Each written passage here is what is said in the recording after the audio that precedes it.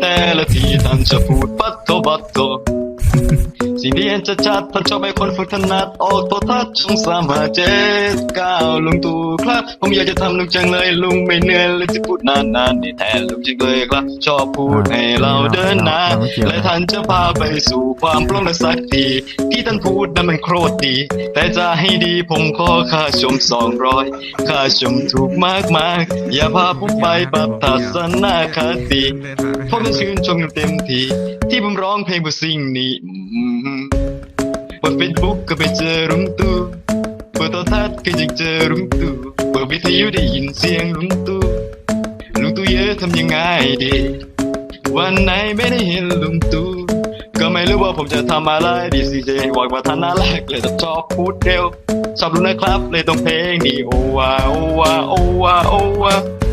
ชอบรู้นะครับเลยต้องเพลงนี้